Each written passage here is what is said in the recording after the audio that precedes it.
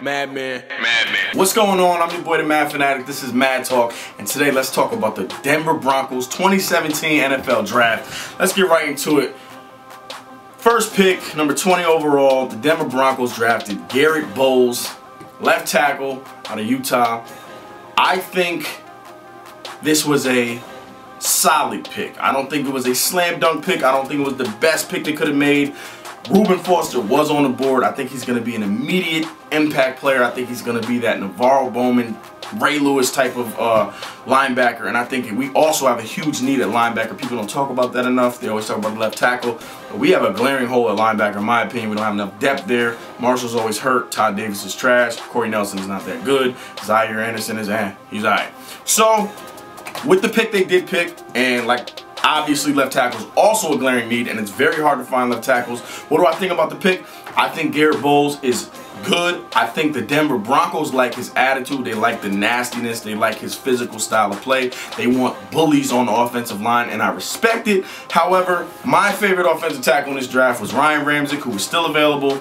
I thought he was slightly better in run protection. I thought he was slightly better in pass protection. So it is what it is, but Garett Bolles seems like he really wants to play. Seems like he's happy to be in Denver.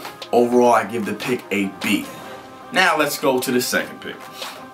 In the second round, the Denver Broncos got a steal in DeMarcus Walker, 51 overall. DeMarcus Walker was rated by a lot of people, including Mel Kiper, top 32 pick.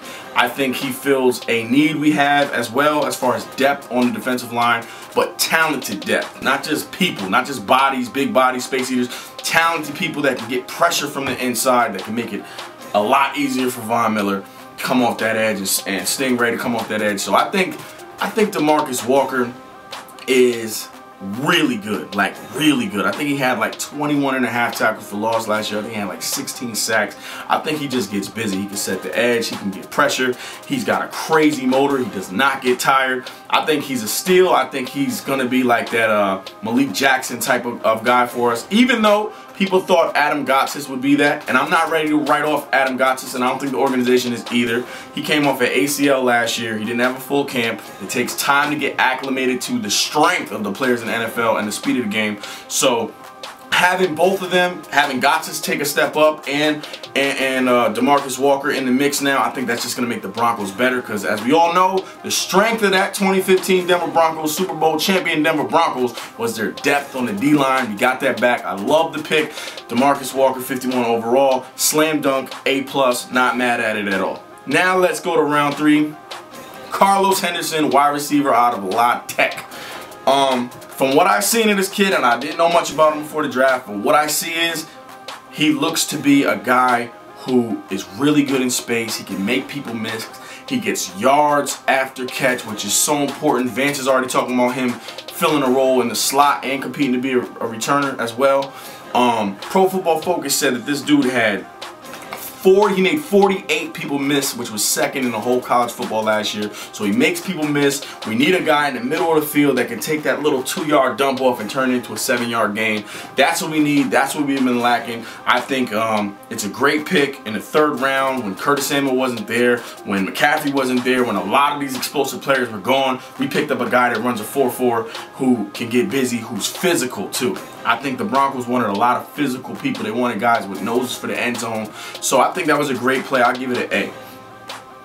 Okay, round 3, number 101 overall, the Denver Broncos drafted Brendan Langley, cornerback out of Lamar. From everything they're saying about this dude, it sounds like he has all the physical tools. However, he played 2 really simple coverages in college. Never really been coached up by really good coaches, and they think that this is an investment in the future. Somebody who can eventually replace Talib, and somebody who's walking into the best possible situation ever. You got the air traffic controller Joe Woods as a defensive coordinator. You got Vance Joseph, a defensive back coach, and you got the no-fly zone, the best, you know what I'm saying, defensive backs in the world to learn from. So a couple years from now, you can eventually replace one of these guys. So I think that's a great pick, a great investment in the future, late 3rd round pick. It's not going to cost you that much, so I give it an A. After that, we got round 5, Jake Butt, tight end out of Michigan. Jake Butt, for those that don't know, he tore his ACL in his bowl game. It's going to set him back a lot. he would have been a late first, early second round pick because of talent. Now, he's not a Travis Kelce, he's not a Greg Olsen, he's not a Gronkowski, but he's that next. He could be that next tier of tight ends in the NFL. I think he's going to have a big impact. I think he might get a little bit of a late start because of the injury. They're not thinking he's going to be at camp or be ready till like August or September. So it's not awesome, but the value you're getting in the 5th round, I mean, you can't beat it. A+ pick, hands down, one of the best picks in the entire draft. Round 5, 172 overall, Isaiah McKenzie, wide receiver out of Georgia. This guy's an electric returner. He will compete for a spot in the slot. He's fast. He's another 4'4" guy. The Broncos wanted some juice. They added a bunch of dudes with some juice. So I think that's going to be, he has a chance to make an impact on his team immediately. And anytime you can get a guy who's going to make an impact immediately in the 5th round is an A+ in my book. Round 6, D'Angelo Henderson, running back out of Coastal Carolina.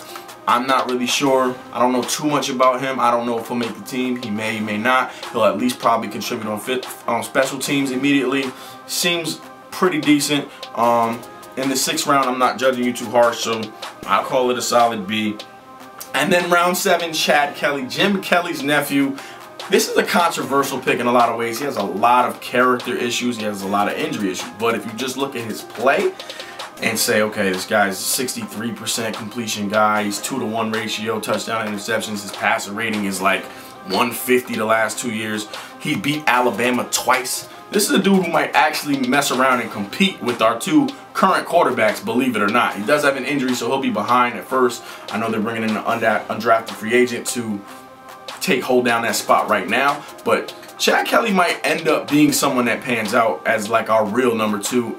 He could even compete for a starter eventually at some point. Who knows? I don't know if this was just a favor to Jim Kelly or if the Broncos genuinely like him, but I did hear Vance Joseph say this was his favorite quarterback in the entire draft. And like I said, if you watch his tape, you watch him beat Alabama twice in his career, you got to say, you know what, there's something with this kid. Hopefully he can get his head on straight and have a successful career in the NFL. So that's my take on the Denver Broncos 2017 NFL Draft. Leave your comments. Let me know what you think about the draft. Overall, I'd give the Broncos a B-. I really am salty we didn't get an inside linebacker, especially when Reuben Foster was there. But other than that, I saw a lot of good picks. We could have got Cunningham too. But anyway, it is what it is. We got better. The Broncos are better today than they were on Friday, or excuse me, on Wednesday. So I'm happy about that.